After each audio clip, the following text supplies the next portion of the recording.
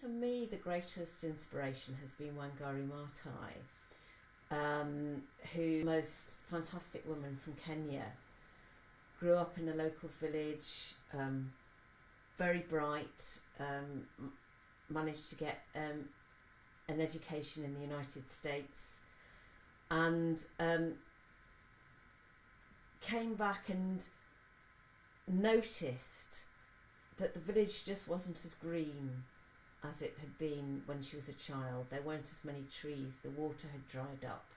She was a scientist, she asked questions, and she was unusual because she wasn't sort of carried away by status and money and all these things.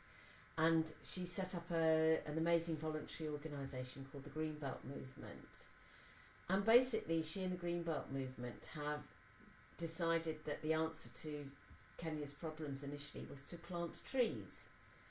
And since they set up in, I think it's 1977, the organisation's been responsible for inspiring the planting of over 50 million trees.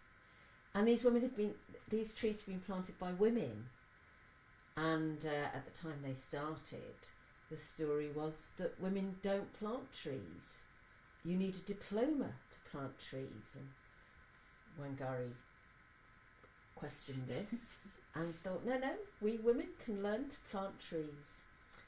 And she encouraged all these women to plant trees, and gradually their lives changed. They got a few cents for each tree that was planted. They got forests. The land started to change. They could grow more food. Their children stopped being malnourished. They had clothes to wear. They became more politically aware. Wangari didn't stop at the trees. I mean, she asked lots of questions about, why have we not cared about our environment? And she knew everybody was to blame for that. It was local women, it was the colonialists, it was the government after independence. And at the time that she was operating, there was an extremely corrupt and authoritarian government in Kenya, and she and her colleagues basically brought that government down.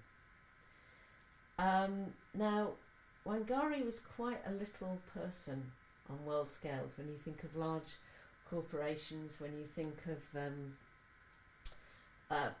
powerful politicians.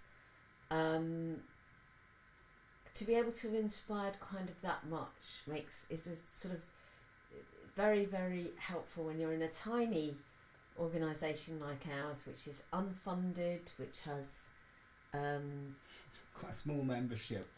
150 supporters or something. But if she could have done it, well, hopefully we can do quite a lot as well.